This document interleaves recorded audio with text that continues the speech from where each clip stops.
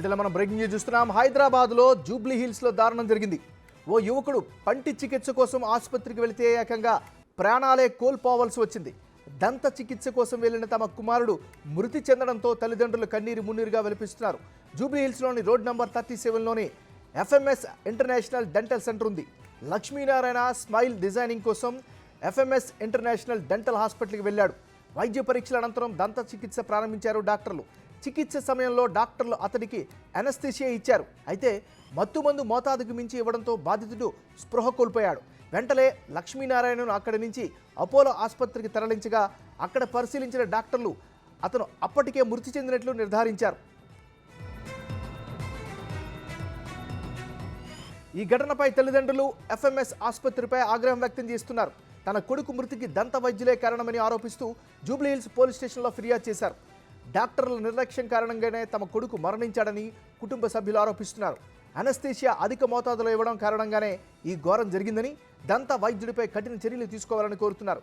Case నమోదు చేసుకున్న జూబ్లీహిల్స్ పోలీసులు దర్యాప్తు చేస్తున్నారు. ఇక ఇదే అంశానికి సంబంధించి మరింత తాజా సమాచారాన్ని అందించేందుకు మా రిపోర్టర్ సురేష్ సిద్ధంగా ఉన్నారు. సురేష్, చెప్పండి, మీ దగ్గర ఉన్న అప్డేట్స్ ఏంటి?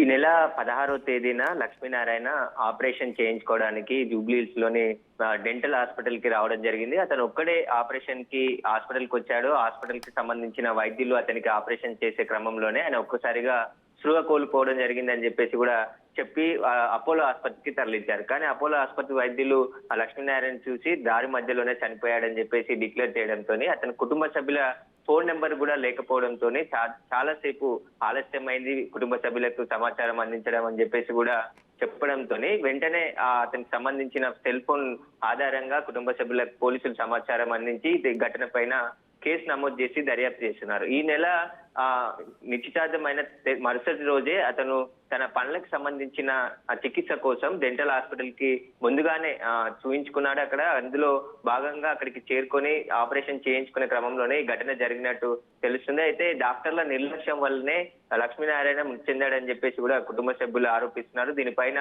విచారణ జరిపించాలని చెప్పేసి కూడా జూబ్లీ పోలీస్ స్టేషన్ లో ఫిర్యాదు చేశారు. పోలీసులు కేసు నమోదు చేసి దర్యాప్తు చేస్తున్నారు. వచ్చే నెల 13వ తారీఖు లక్ష్మీనారాయణ వివాహం ఉంది. దానికి సంబంధించి ఏర్పాట్లు కుటుంబ సభ్యులు ఉన్నారు. దీంట్లో భాగంగానే అతను పంటి చికిత్స కోసం ఈ నెల 16వ తేదీన హాస్పిటల్ కి వెళ్ళాడు. కానీ కుటుంబ సభ్యులకి చెప్పకుండా అక్కడికి వెళ్ళాడని చెప్పేసి చెప్తున్నారు. దీనికి సంబంధించి అనుమానాలు ఉన్నాయి కాబట్టి హాస్పిటల్ పైన పూర్తి విచారణ జరిపించి దర్యాప్తు చేస్తే విషయాలన్నీ బయటకు వస్తాయి. ఎందుకంటే ఆ మోతాదుకు మించి అనస్థీషియా ఇచ్చారు, అనస్థీషియా పర్యవేక్షణలో ఆపరేషన్ జరగలేదు అని చెప్పేసి కూడా డాక్టర్లు చెప్తున్నారు. దీనికి కుటుంబ సభ్యులు చెప్తున్నారు. దీనికి సంబంధించి పూర్తి దర్యాప్తు కూడా చేసి ఏదైతే ఆపరేషన్ చేశారో ఆ డెంటల్ వైద్యుడి పైన క్రిమినల్ చర్యలు తీసుకోవాలని చెప్పేసి కూడా వాళ్ళు డిమాండ్ చేస్తున్నారు. అయితే ఇతనికి సంబంధించి వివాహం ఏదైతే నిశ్చితార్థానికి సంబంధించి మరుసటి రోజే ఈ ఘటన జరగడంతో కుటుంబ సభ్యులు విషాదంలోకి వెళ్ళిపోయారు. లక్ష్మీనారాయణ ఒక్కడే కొడుకు, వారికి సంబంధించి ఇద్దరు కూతుర్లు కూడా అమెరికాలో ఉంటారు. ఈ విషయం తెలుసుకుని వారు కూడా